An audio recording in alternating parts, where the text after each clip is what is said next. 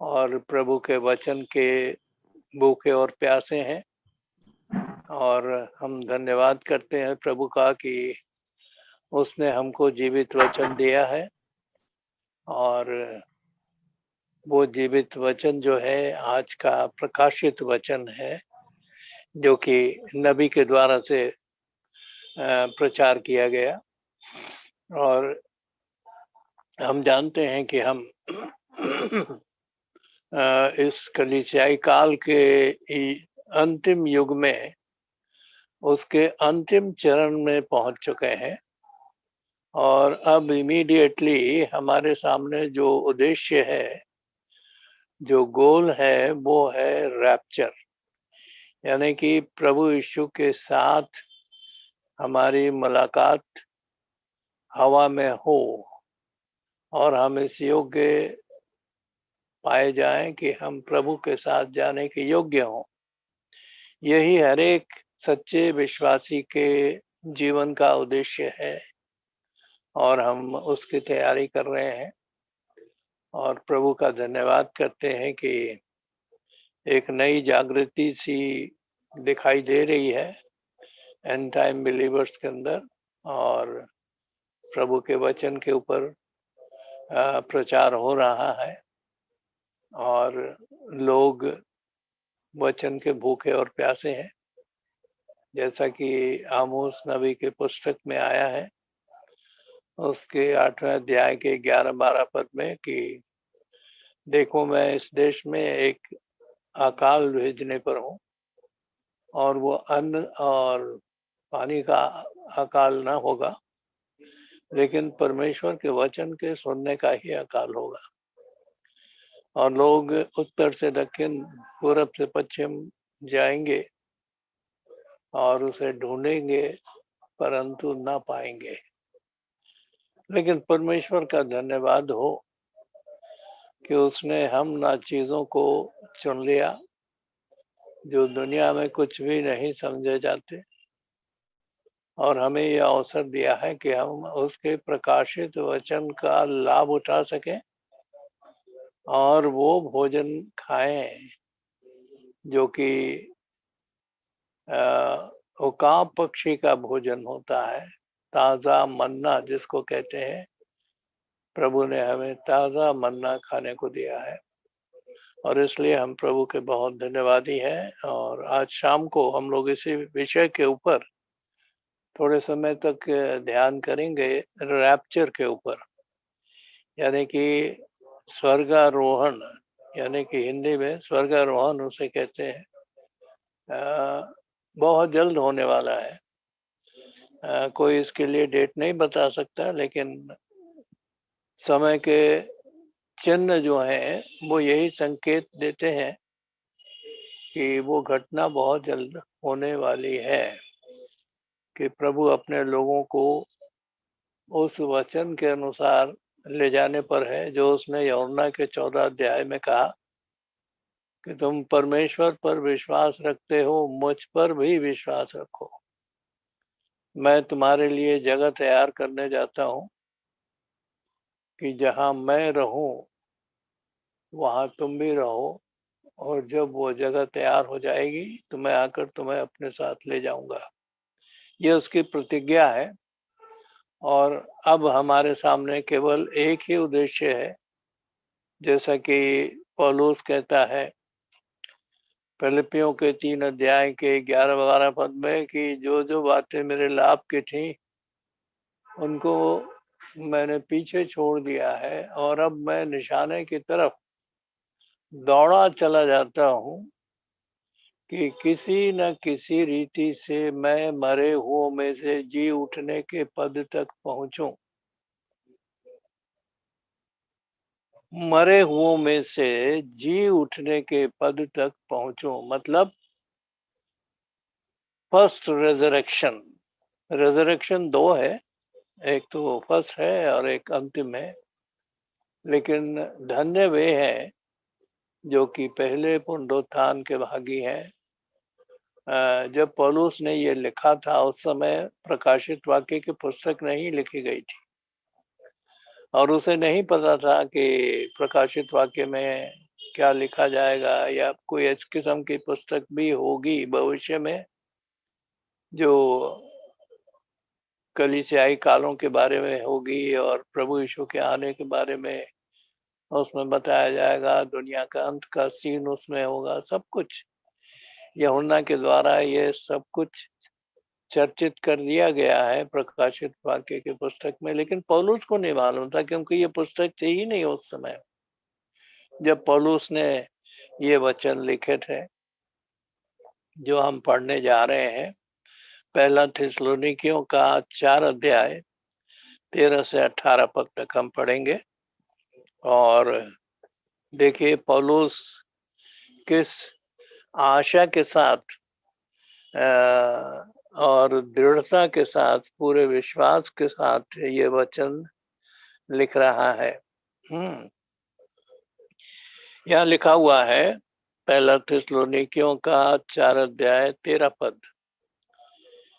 हे भाइयों, हम नहीं चाहते कि तुम उनके विषय में जो सोते हैं अज्ञात रहो, और ना हो कि तुम औरों की नाई शोक करो जिन्हें आशा नहीं। दुनिया में ऐसे भी लोग हैं जिनको ये नहीं मालूम है कि वो इस दुनिया में क्यों आए हैं, किसने उनको भेजा है, उनके जीवन का क्या उद्देश्य है और उनके आगे लक्ष्य क्या है, नहीं मालूम है। और वे अपना जीवन अपने विचारों के आधार पर, मानवीय आधार पर व्यतीत करते हैं, लेकिन परमेश्वर की इच्छा उनको नहीं मालूम है। वे कहाँ जाएंगे? वे परमेश्वर की उपस्थिति में जाएंगे या उनका जीवन नरक में बीतेगा, उनको नहीं मालूम है। रोज न्यूज़पेपर में कुछ न कुछ घटनाएं आती हैं, और कोई किसी का स्वर्गवास होता है, तो चाहे वो हिंदू हो, चाहे मुस्लिम हो, चाहे कोई भी हो, यही लिखा हुआ होता है कि फला फला हमारे जो बुजुर्ग थे या हमारे अजीज थे, हमारे प्रियजन स्वर्गीय निवास को चले गए हैं, फला फला तारीख को स्वर्गीय निवास को चले गए। सब कोई स्वर्ग जाता है। और एक बार मैं गया था पुरी घूमने के लिए, बहुत साल पहले की बात है। तो वहां मैंने सुन रखा था एक स्थान है जिसको कहते हैं स्वर्गीय द्वार। तो मुझे नहीं मालूम था कि भाई क्या है स्वर्गीय द्वार। तो मैंने ऑटो वाले से कहा कि भाई वो जगह भी हम देखना चाहते हैं, स्वर्गीय द्वार। तो वो ले गया और वहां शमशान घाट में उसने ले जाके ऑटो रोक दिया, और उसने कहा यही है स्वर्ग के द्वार। हमने कहा अरे यहाँ तो मुर्दे जलाए जाते हैं। कि हाँ यही तो है स्वर्ग के द्वार।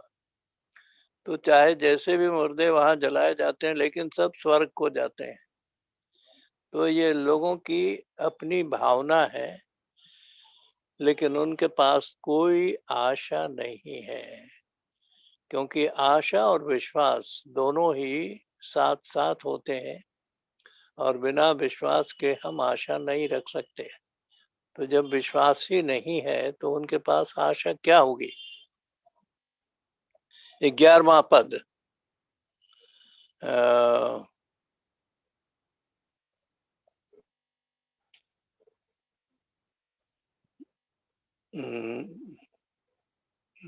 नहीं 14वां पद होगा। मैं फिर से पढ़ता हूँ। हे भाइयों, हम नहीं चाहते कि तुम उनके विषय में जो शोक करते हैं, जो सोते हैं अज्ञात रहो। ऐसा ना हो कि तुम औरों की नाई शोक करो जिन्हें आशा नहीं। क्योंकि यदि हम प्रतीति करते हैं कि यीशु मरा और जी भी उठा, तो वैसे ही परमेश्वर उन्हें भी जो यीशु में सो गए हैं उसी के साथ ले आएगा।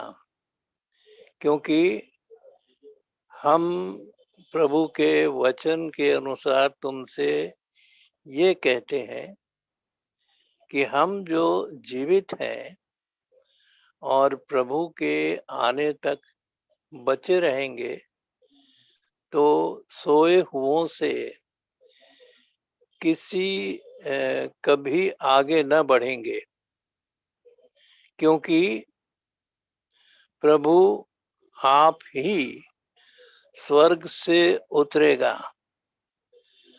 उस समय ललकार और प्रधान दूत का शब्द सुनाई देगा और परमेश्वर की तुरही फूंकी जाएगी, और जो मसीह में मरे हैं वे पहले जी उठेंगे। तब हम जो जीवित और बचे रहेंगे उनके साथ बादलों पर उठा लिए जाएंगे कि हम हवा में प्रभु से मिलें, और इस रीति से हम सदा प्रभु के साथ रहेंगे। सो इन बातों से एक दूसरे को शांति दिया करो। प्रभु अपने वचन के पढ़े जाने पर आशीष दे। जैसा मैंने अभी आपसे कहा कि विश्वास और आशा ये स्थायी हैं, जैसा कि पौलुस ने पहला कुरिन्थियों के 13 अध्याय में कहा है। विश्वास, आशा और प्रेम ये तीनों स्थायी हैं, और इनमें सबसे बड़ा प्रेम है। तो विश्वास और आशा एक साथ होते हैं, हम इनको अलग नहीं कर सकते। और जैसा मैंने बताया कि हमारे सामने अब केवल एक ही उद्देश्य है, और वो है रैप्चर, कि हम प्रभु के साथ कैसे हवा में मुलाकात करेंगे, जब भी हो। लेकिन हमें तैयार रहना है, और हमें जो हम अपना दैनिक कार्यक्रम करते हैं वो करते रहें। ब्रदर ब्रानम ने एक बार कहा था कि अगर आप आलू बो रहे हैं तो आलू बोते रहिए। प्रभु को आना होगा, आपको आलू बोते समय ही उठा के लेके चला जाएगा। तो जो काम आप कर रहे हैं करते रहिए, नॉर्मल रहिए। यानी कि ये मत सोचिए कि भाई प्रभु तो आ रहा है तो अब हमें क्या करना है, काम करना बंद कर दें, चुपचाप बैठे रहें, संन्यास ले लें। ऐसा नहीं है, बी नॉर्मल।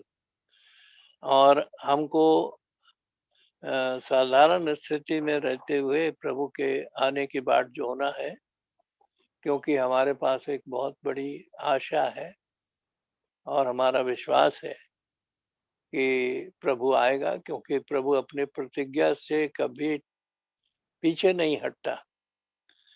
जो उसके मुंह से निकल चुका है वो पूरा होगा ही। यशायाह नबी के 55 अध्याय के 11 पद में यहोवा परमेश्वर कहता है कि जो वचन मेरे मुंह से निकल चुका है वो बिना पूरा हुए वापस मेरे पास नहीं आएगा, लेकिन जिस काम के लिए मैंने उसे भेजा है वो उसे पूरा करेगा। तो प्रभु का वचन कभी निरर्थक नहीं होता, वो हमेशा सार्थक होता है, और जिस काम के लिए प्रभु ने उसे भेजा है वो काम पूरा करता है। और इसलिए हम यहाँ देखते हैं कि यहाँ 3 बातें बताई गई हैं। ये रैप्चर के विषय में हमारी आशा है कि हम जाएंगे, प्रभु से मिलेंगे। लेकिन जैसा दुनिया के लोग हैं जिनको कोई आशा नहीं है,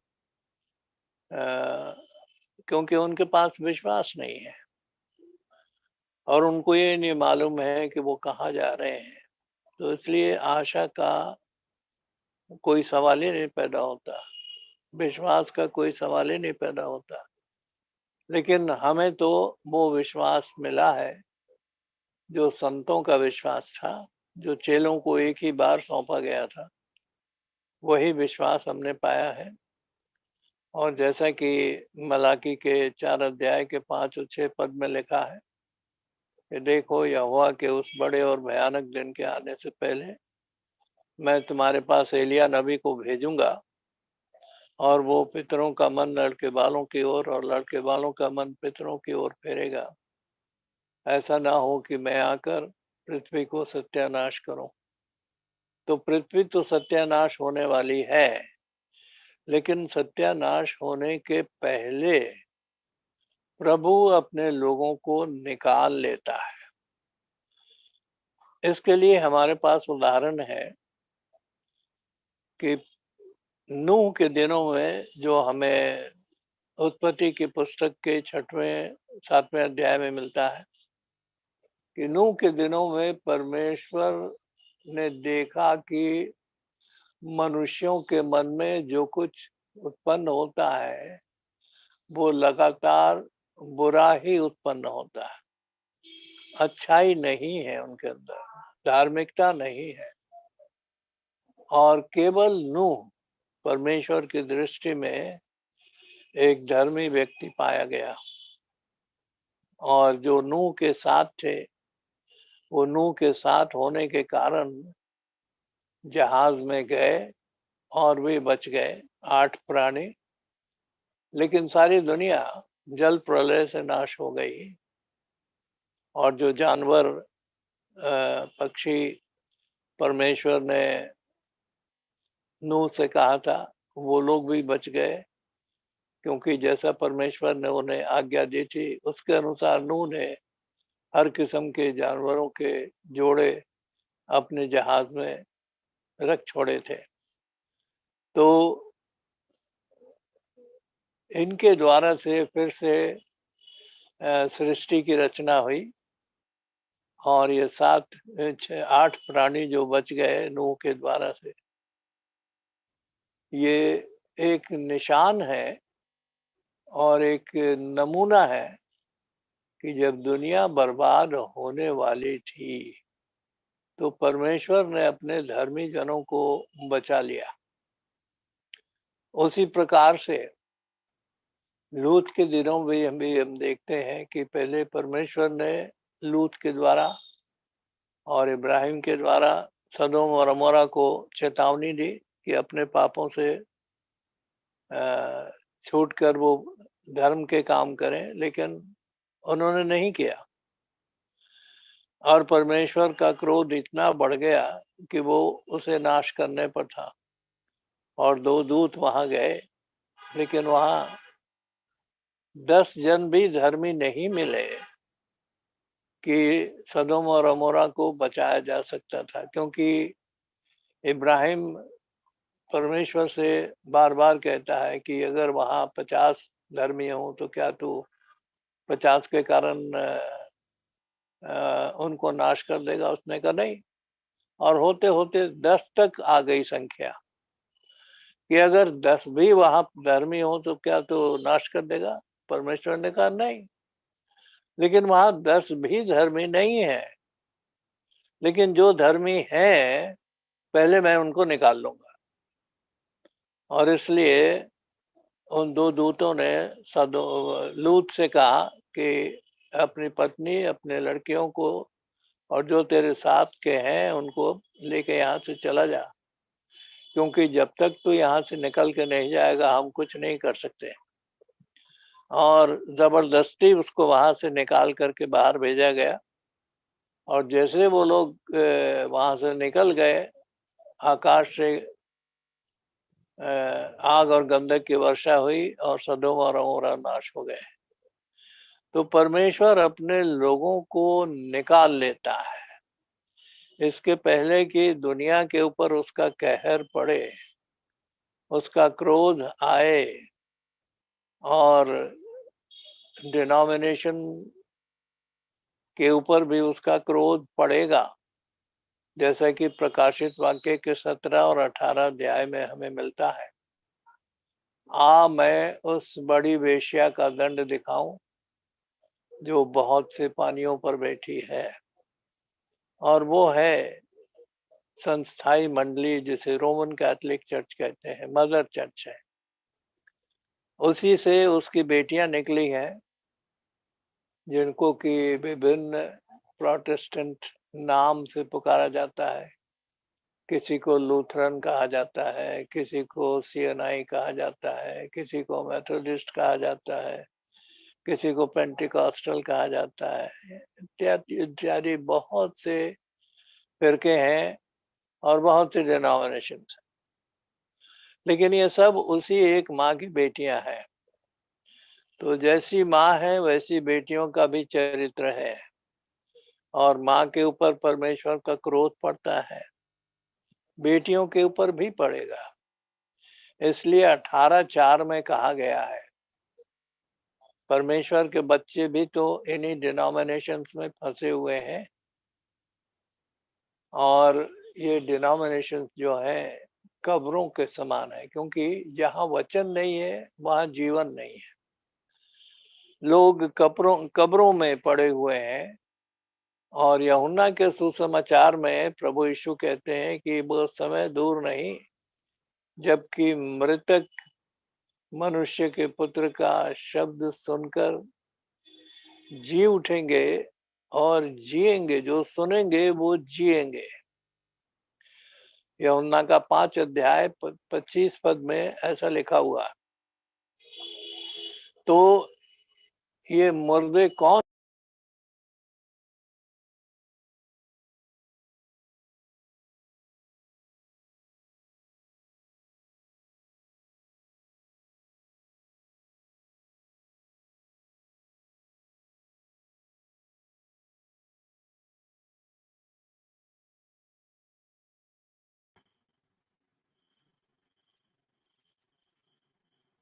ब्रदर आपकी आवाज नहीं सुनाई दे पद में प्रभु अपने म्यूट हुआ बच्चों को ये आदेश देता है, ये सलाह देता है, मेरे बच्चों उसमें से निकल आओ। लेकिन जो सुनेगा वो जिएगा।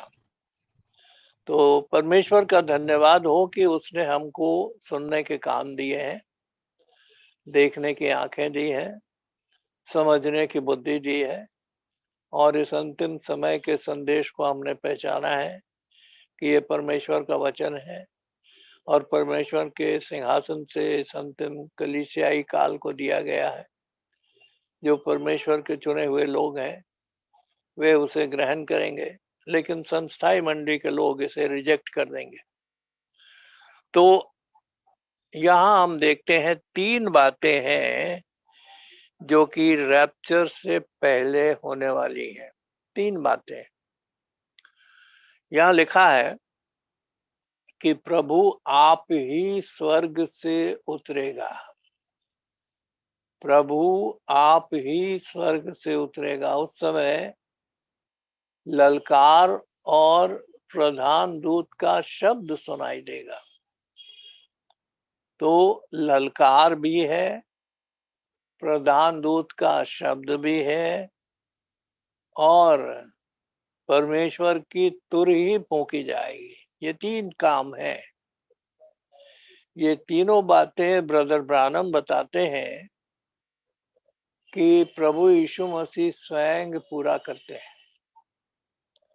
ये किसी और के द्वारा पूरा नहीं होगा, ये प्रभु यीशु मसीह के द्वारा पूरा होगा। लेकिन प्रभु यीशु मसीह का चुना हुआ पात्र जो है, जो कि कलीसियाई काल, 7वीं कलीसियाई काल का दूत भी है और भविष्यद्वक्ता भी है। दूत भी है और भविष्यद्वक्ता भी है, क्योंकि परमेश्वर का वचन भविष्यद्वक्ता के पास आता है। तो ब्रदर ब्रानम के द्वारा से, जो कि सातवीं कलीसिया के दूत हैं और भविष्यद्वक्ता हैं, जो एलिया की आत्मा में होकर प्रभु के दूसरे आगमन के लिए संदेश उन्होंने दिया है। क्योंकि 11 जून 1933 को ये भविष्यवाणी हुई थी, करीब 1:30 बजे दिन में, जबकि वो ओहायो नदी में अमेरिका में बपतिस्मे दे रहे थे बहुत से लोगों को।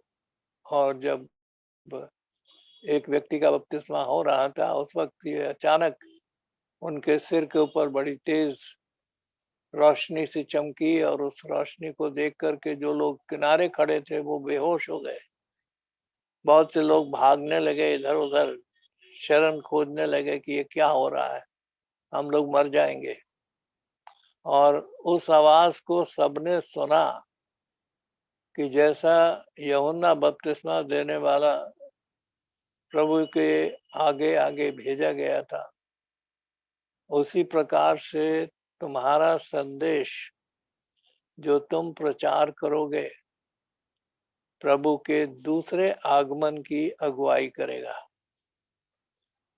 उसके द्वारा प्रचार किया हुआ संदेश प्रभु यीशु मसीह के दूसरे आगमन का अग्रदूत है। और इसलिए ये मैसेज जो उनके द्वारा से प्रचार किया गया है, बहुत ही मुख्य विषय है और हमारे लाभ के लिए है। और इसी के द्वारा से हमको रैप्चरिंग फेथ प्राप्त होता है, यानी कि स्वर्गारोहण का विश्वास हमारे अंदर पैदा होता है। अगर हम 1963 से जबकि ये घटना घटी थी, जब प्रभु का उतरना हुआ था वचन के रूप में एरिज़ोना के पहाड़ों पर, जिसे सनसेट माउंटेन कहते हैं, 28 फरवरी 1963 ये प्रभु का आना था वचन के रूप में, शरीर के रूप में नहीं, वचन के रूप में। क्योंकि अब ये बंद पुस्तक खोली जानी थी, जो उस समय तक बंद पुस्तक थी। और चाहे कितनी ही कमेंट्री लिखी गई हो, कितने ही थियोलॉजिकल कॉलेजेस हो, बड़े बड़े आलिम फाजिल लोग थे, पढ़े लिखे डॉक्टर्स, जो डॉक्टर की डिग्री भी पाए हुए थे थियोलॉजी में, उनको भी नहीं पता था कि इन मोहरों में क्या छिपा हुआ है। लेकिन जब प्रभु उतर आया तो उसने ब्रदर ब्रानम को प्रतिदिन एक एक मोहर का भेद बताया, जो दूसरे दिन वो प्रचार करते थे। और वो खुद कहते हैं कि कल तक मेरा विचार इस मोहर के विषय में ऐसा था, जो कि बिल्कुल गलत था। और रात को प्रभु के दूत ने मुझे बताया कि इसका अर्थ ये होता है। तो उन्होंने जो प्रभु के दूत ने उनको बताया उसका प्रचार किया, और वो ही 7 सील्स के रूप में हमारे पास मौजूद है। तो 7 मोहरों का भेद जो उन्होंने खोला है, वो दुल्हन के लिए एक गाइड है, एक हेल्प है, एक मदद है, जिससे कि हम अपने अंदर रैप्चरिंग फेथ को उत्पन्न कर सकते हैं। और वो हमें तैयार करेगा कि हम पूर्ण रूप से वचन में आ जाएं और प्रभु के आने की बाट जो है। तो ललकार क्या चीज है, प्रधान दूत का शब्द क्या चीज है, और परमेश्वर की तुरही क्या चीज है, ये तीनों प्रभु यीशु आप स्वयं करता है, लेकिन अपने चुने हुए दास के द्वारा से करता है। ललकार हम देखें, ललकार का मतलब होता है जोर से आवाज लगाना, जैसे कि मान लीजिए कि आप कहीं सड़क पे जा रहे हो और आप किसी को बुलाना चाहते हैं जो करीब आपसे एक फर्लांग आगे है, तो आप जोर से चिल्लाएंगे उसका नाम लेकर के कि अरे फलाना फलाना, रुक जाओ मैं भी आ रहा हूँ, तुम्हारे पीछे हूँ। तो वो ललकार कहलाती, जो हम चिल्ला के बोलते हैं किसी चीज को, तो वो ललकार कहलाती। और उसमें जोर होता है, उसमें ताकत होती है, उसमें कुव्वत होती है। तो प्रभु यीशु मसीह ने लाजर के कब्र के ऊपर जब वो आता है, यूहन्ना के 11 अध्याय में आप पढ़ेंगे इस चीज को, तो मरियम और मार्था दोनों मिलती हैं प्रभु यीशु से, ये कहती हैं कि यदि तू यहाँ होता तो मेरा भाई कदापि न मरता। लेकिन फिर भी मैं विश्वास करती हूँ कि जो कुछ तू परमेश्वर पिता से मांगेगा वो तुझे देगा। तो यीशु मसीह ने कहा तेरा भाई नहीं मरेगा, तेरा भाई जिएगा। तो वो समझी कि प्रभु यीशु मसीह कह रहा है कि अंत के दिनों में जब जनरल रेजरेक्शन होगा तब उस वक्त लाजर भी जी उठेगा। तो उसने कहा कि मुझे मालूम है कि जब जनरल रेजरेक्शन होगा तो मेरा भाई जी उठेगा। उसने कहा नहीं, तेरा भाई जिएगा, यदि वो मर भी गया है तो भी जिएगा। और तब प्रभु यीशु मसीह वहां कब्र पे जाकर के लोगों से कहता है इस पत्थर को हटा दो। और जब पत्थर हटाया गया तो मार्था कहती है कि हे प्रभु, अब तो उसमें से दुर्गंध आती होगी, क्योंकि 4 दिन हो गए उसको। 72 घंटे तक तो दुर्गंध नहीं आती है, लेकिन 72 घंटे के बाद मृतक शरीर में कीड़े पैदा होने लगते हैं और उसमें से दुर्गंध आती है। तो लाजर को मरे हुए 4 दिन हो गए थे, यानी कि दुर्गंध आने की स्थिति में वो बॉडी थी। लेकिन उस हालत में भी जब प्रभु यीशु मसीह ने ललकार का शब्द लाजर के नाम को लेकर के किया कि हे लाजर निकला, बहुत जोर से चिल्लाया था, तो लाजर ने उसकी आवाज सुन ली। 4 दिन का मुर्दा यीशु मसीह के शब्द का की आवाज को उसने सुन लिया और उसमें फिर से नए जीवन का संचार हो गया और वो कफन बंधा हुआ बाहर निकल आया, जीवित हो गया। तो ललकार का मतलब ये है कि कब्रों में से लोगों को कैसे बाहर निकाला जाए, ये एक सिंबॉलिक है, यानी कि दृष्टांत की रीति पर है। अब कब्र क्या है, जैसा मैंने बताया कि ये डिनोमिनेशन जो है, ये संस्थाई मंडलियां जो हैं, ये इनके पास एक धर्म का रूप तो है लेकिन उसकी शक्ति नहीं है। दूसरा तिमोथियस उसके 3 अध्याय को पढ़िएगा 1 से 5, तो वहां आपको मिलेगा कि अंत के दिनों में ऐसे ऐसे लोग पैदा होंगे जिनके चरित्र में सब बुरी बातें होंगी। वे धर्म का एक रूप तो रखेंगे लेकिन उसकी शक्ति को नहीं मानेंगे। ठीक वही दशा आज कलीसियाओं की हो चुकी है। और ब्रदर ब्रानम ने भी एक प्रेडिक्शन किया था, एक बात कही थी, और वो थी डिनोमिनेशनल चर्चेस के बारे में। ये 1962 में इन्होंने ये बात कही थी कि मैं ये प्रेडिक्ट करता हूं कि 1977 तक ये सारी कलीसियाएं जो हैं ये वचन से दूर हट जाएंगी, they will go in the state of apostasy. Apostasy का शब्द प्रयोग किया गया।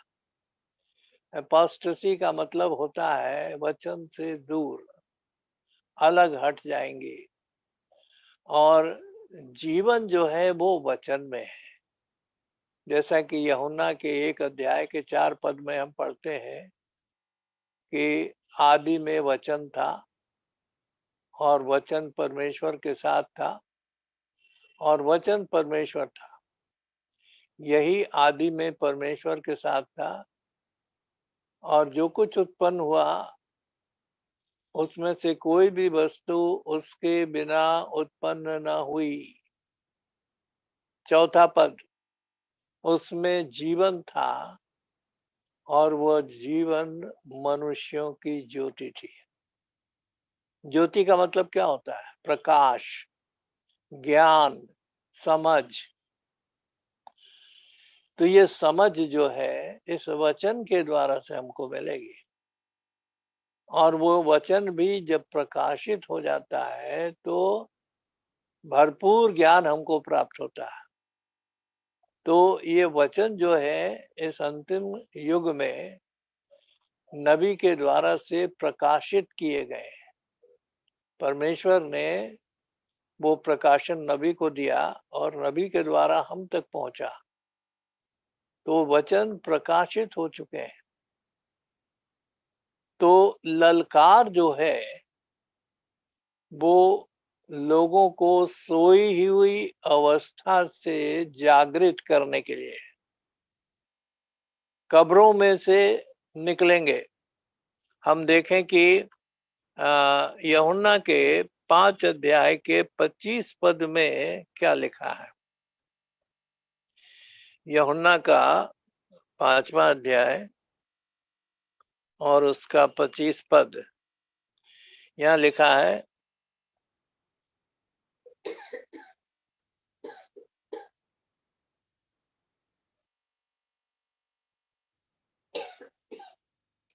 मैं 23 पद से पढ़ता हूं। इसलिए कि सब लोग जैसे पिता का आदर करते हैं वैसे ही पुत्र का भी आदर करें। जो पुत्र का आदर नहीं करता वो पिता का जिसने उसे भेजा है आदर नहीं करता। 24 पद, मैं तुमसे सच सच कहता हूं, जो मेरा वचन सुनकर मेरे भेजने वाले की प्रतीति करता है अनंत जीवन उसका है और उस पर दंड की आज्ञा नहीं होती, परंतु वो मृत्यु से पार होकर जीवन में प्रवेश कर चुका है। पास्ट टेंस, फ्यूचर टेंस नहीं है। चुकेगा नहीं लिखा है, चुका है लिखा है। इसका मतलब कि ये बीती हुई बात है। अब 25वें पद को ध्यान से सुनिए। मैं तुमसे सच सच कहता हूं कि वो समय आता है और अब है जिसमें मृतक परमेश्वर के पुत्र का शब्द सुनेंगे। मृतक सुनेंगे। अरे जो मर गया है वो कहां से सुनेगा? लेकिन यहाँ कहा जा रहा है कि मृतक परमेश्वर के पुत्र का शब्द सुनेंगे और जो सुनेंगे वे जिएंगे। जो सुनेगा वो जिएगा, क्योंकि जिस रीति से पिता अपने आप में जीवन रखता है उसी रीति से उसने पुत्र को भी यह अधिकार दिया है कि अपने आप में जीवन रखे, वरन उसे न्याय करने का भी अधिकार दिया है। इसलिए कि वो मनुष्य का पुत्र है। इससे अचंभा मत करो, क्योंकि वो समय आता है कि जितने कब्रों में हैं उसका शब्द सुनकर निकलेंगे। कब्रों में से लोग निकलेंगे जो मर चुके हैं, वो उसका शब्द सुनकर निकलेंगे। और जिन्होंने बुराई की, जिन्होंने भलाई की है, वे जीवन के पुनरुत्थान के लिए जी उठेंगे, और जिन्होंने बुराई की है वे देह के पुनरुत्थान के लिए जी उठेंगे। तो ललकार से हमने ये देखा कि परमेश्वर का वचन जब ललकार के साथ होता है तो उसमें जीवन होता है। मृतक भी उसको सुन लेते हैं और जीवित हो जाते हैं। तो ब्रदर ब्रानम का जो पहला प्रचार था वो उसको ललकार कहा गया है, कि उनके ललकार के शब्द के द्वारा से जो परमेश्वर के चुने हुए लोग हैं, जब उनके कानों में ब्रदर ब्रानम की आवाज गई तो वे जागृत हो गए, जीवित हो गए, क्योंकि ये संस्थाई मंडलियों में तो जीवन है नहीं, लेकिन जो परमेश्वर के चुने हुए हैं उनके अंदर परमेश्वर का बीज है, वचन है, और जहाँ वचन की मुलाकात वचन से होती है तो उसमें जीवन आ जाता है। और इस प्रकार से वे कब्रों में से निकलकर वचन में आ जाते हैं और वो जीवित रहते हैं। तो मृतक भी जीवित हो जाते हैं वचन के द्वारा से। तो ललकार के द्वारा से जितने परमेश्वर के बेटे और बेटियां हैं, हम लोग किसी वक्त में अपने अपने डिनोमिनेशन में थे। कोई पेंटिकॉस्टल था, कोई मेथोडिस्ट था, कोई लूथरन था, कोई बैप्टिस्ट था, कोई कुछ था, कोई सीएनआई था, कोई कुछ था, कोई कुछ था। लेकिन जब सच्चाई का वचन उनको मिला है तो वो उसमें से निकल आए हैं, और उनके निकल आने से प्रकाशित वाक्य 18:4 पूरा हो गया। क्योंकि 18:4 में, प्रकाशित के 18:4 में यही लिखा है, मेरे बच्चों उसमें से निकल आओ। दूसरा कुरिन्थियों का 6 अध्याय 14 से 18 पद के लिए पढ़िएगा तो वहां भी यही चीज लिखी है कि अशुद्ध वस्तु को मत छुओ, उसमें से निकल आओ, और जब तुम उसमें से निकल आओगे तब तुम मेरे बेटे और बेटियां ठहरोगे और मैं तुम्हारा परमेश्वर ठहरूंगा। तब, इसके पहले नहीं। तो हमें डिनोमिनेशंस में से निकल जाना है, और जब उसमें से निकल जाएंगे तब परमेश्वर हमें संभाल लेगा। क्योंकि डिनोमिनेशन में हम डिनोमिनेशन का सहारा लेते हैं और कहते हैं कि भाई डिनोमिनेशन में हमारी ये जरूरत पूरी होती, ये जरूरत पूरी होती, ये जरूरत पूरी। लेकिन जब हम उसको छोड़ देते हैं तो प्रभु टेक ओवर कर लेता है और प्रभु हमारी देखभाल करने लगता है। तो अब हम प्रभु के सहारे जीते हैं, प्रभु के सहारे चलते हैं, क्योंकि हमने ललकार को सुना और हम जीवित हो गए। दूसरी चीज जो वहां लिखी है, प्रधान दूत का शब्द सुनाई देगा। तो ये शब्द जो है प्रधान दूत का शब्द है। प्रधान दूत कौन है? प्रभु यीशु मसीह। तो प्रभु यीशु मसीह के शब्द नबी के द्वारा हम तक पहुंचाए गए। उसमें जीवन था और वो जीवन मनुष्यों की ज्योति थी। तो उसके द्वारा से परमेश्वर के प्रधान दूत का शब्द हमने सुना और उसे ग्रहण किया और हमें जीवन आ गया। परमेश्वर की तुर ही फूंकी जाएगी। यही है अंतिम समय का प्रचार जो है वो परमेश्वर के वचन की तुरही है। तो परमेश्वर के वचन का प्रचार हो रहा है और अब हम अंतिम चरण में पहुंच चुके हैं और इसलिए हमें एक दूसरे को संभालना है, एक दूसरे के लिए प्रार्थना करनी है, एक दूसरे को सलाह मशवरा देना है और संभालना है, एक दूसरे के उन्नति के कारण बनना है। पौलुस कहता है जहाँ चौथे 12वें अध्याय में, पहला कुरिन्थियों का 12 अध्याय, जहाँ पर कि 9 वरदान बताए गए हैं आत्मा के, और 11वें पद में वहां लिखा हुआ है कि ये सारे प्रभावशाली कार्य एक ही आत्मा करवाता है, एक ही आत्मा करवाता है और जिसे जो चाहता है उसे वो बांट देता है। तो ये हमारा चुनाव नहीं है कि हम चंगा करने का वरदान पा जाए या प्रार्थना करने का वरदान पा जाए या विश्वास करने का वरदान पा जाए या 9 वरदानों में से कोई वरदान हम प्राप्त कर लें, ऐसा नहीं है। ये हमारा चुनाव नहीं है, पवित्र आत्मा का चुनाव है। पवित्र आत्मा जानता है कि किसको कौन सा दान देने से लाभकारी होगा।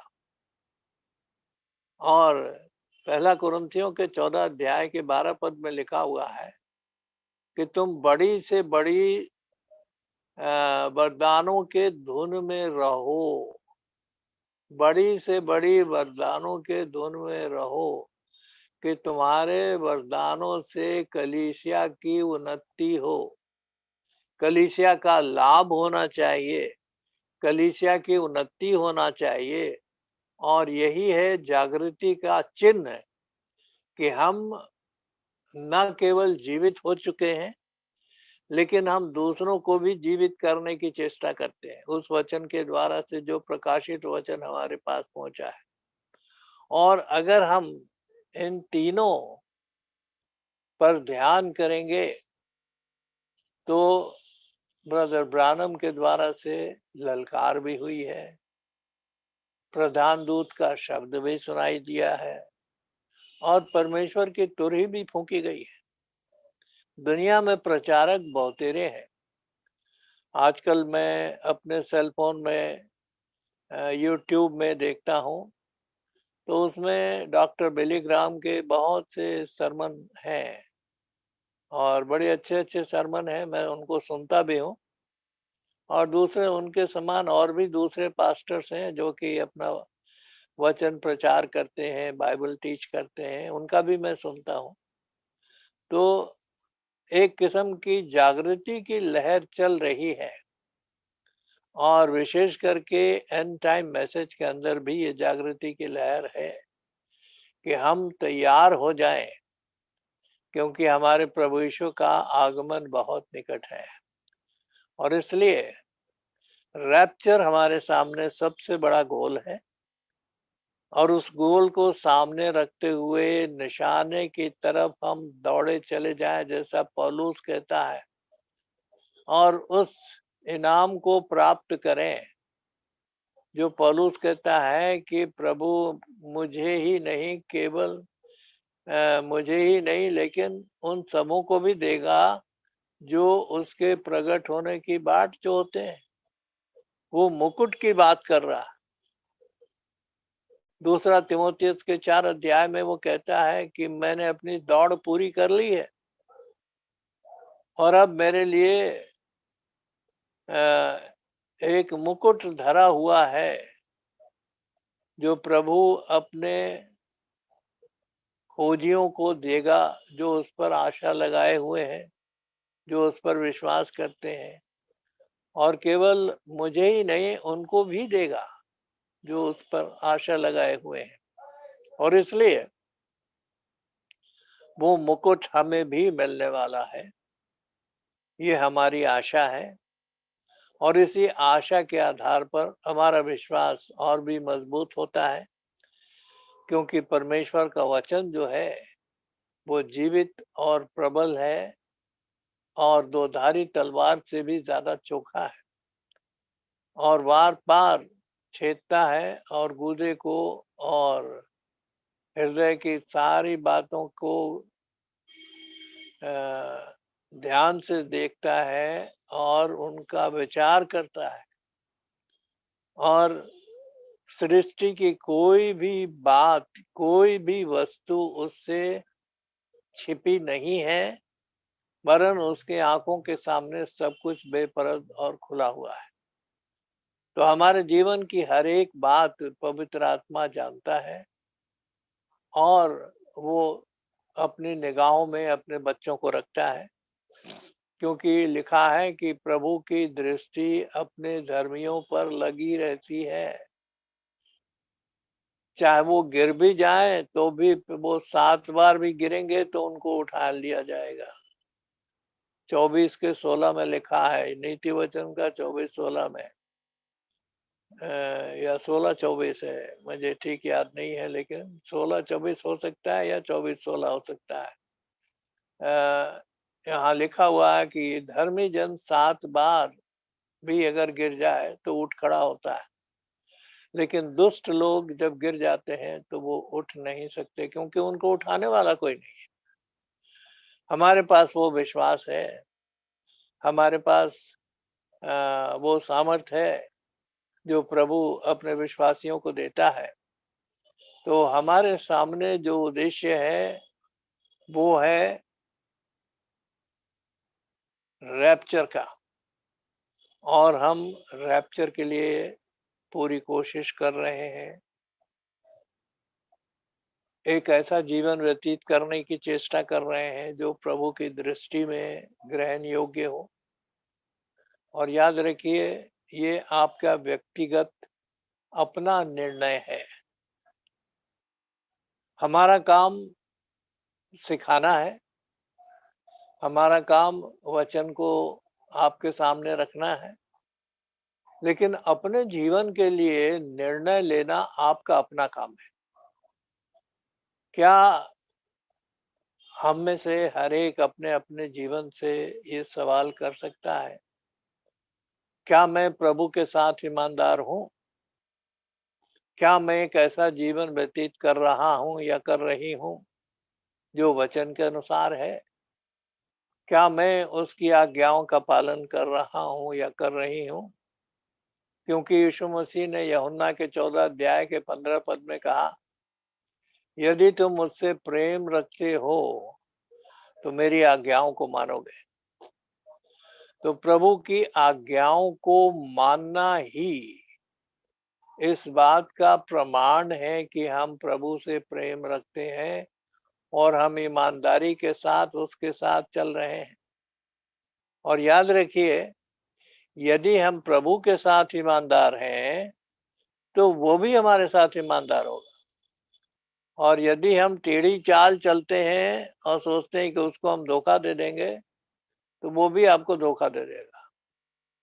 और याद रखिए, प्रभु जो है हमें मौके देता है, हमें चांस देता है कि हम अपनी बुरी चाल से फिरकर पश्चाताप करें और प्रभु की ओर फिरें और प्रभु की आत्मा की अगुवाई में होकर चलें, जिससे कि हमको लाभ हो और हम रैप्चर के लिए तैयार हो सकें। इस वक्त हमारे सामने केवल एक उद्देश्य है और वो है रैप्चर। और हम प्रभु से प्रार्थना करते हैं कि प्रभु अपने तमाम बच्चों की अगुवाई करे जो कि रैप्चर में जाने के लिए विचार रखते हैं, और जो आशावान है कि प्रभु उनको अपने साथ ले जाएगा, क्योंकि वे प्रभु के साथ ईमानदारी से जीवन व्यतीत कर रहे हैं। हमें अपने आप को जांचना है, हमें अपने आप को परखना है। और जैसा पौलुस कहता है दूसरा कुरिन्थियों के 13 अध्याय के 5 पद में, अपने आप को जांचो, अपने आप को परखो और देखो कि विश्वास में हो या नहीं। विश्वास में होना किस बात का प्रमाण है? कि हम प्रभु के साथ ईमानदारी से चल रहे हैं। और ईमानदारी से चलने का मतलब है कि हम उसकी सारी आज्ञाओं का पालन कर रहे हैं। और सारे आज्ञाओं का पालन करने का मतलब ये है कि हम अपने समय का दुरुपयोग नहीं करते। हम अपने धन दौलत का दुरुपयोग नहीं करते। हम अपने टैलेंट्स का दुरुपयोग नहीं करते, लेकिन प्रभु की सेवा में लगाते हैं और प्रभु की महिमा के लिए उसका प्रयोग होता है। हम अपने जीवन की रक्षा करते हैं। हम अपने आप को जांचते हैं। पौलुस कहता है, मैं अपने आप को मारता कूटता और अपने आप को चेतना दिलाता रहता हूं कि मैं दूसरों को प्रचार करके आप ही कहीं निकम्मा न ठहर जाऊं। तो हमारे पास तो संदेश है, हमारे पास प्रकाशित वचन है जो हमें जीवन को पहुंचाता है और जिस पर चलने से हम सकरे मार्ग से होकर अनंत जीवन को प्राप्त करेंगे। लेकिन अगर नहीं है तो हम अपने आप को धोखा दे रहे हैं। किसी और को धोखा नहीं दे रहे हैं, हम अपने आप को धोखा दे रहे हैं। तो अपने आप को हमें जांचना है और अपने आप को समझना है कि हम परमेश्वर के बेटे और बेटियां हैं और प्रभु हमारे चिंताओं को जानता है। पहला पत्रस 5 और 7 में लिखा हुआ है कि तू अपनी सारी चिंताएं उस पर डाल दे, क्योंकि उसको तेरा सोच है। प्रभु को चिंता है, ये मेरा बेटा है, ये मेरी बेटी है, ये मेरी रिस्पॉन्सिबिलिटी है कि मेरा बच्चा खुशहाल रहे और इसके ऊपर कोई ऐसी मुसीबत ना पड़ जाए जो इसके सहने से बाहर हो। प्रभु ध्यान रखेगा और रखता है।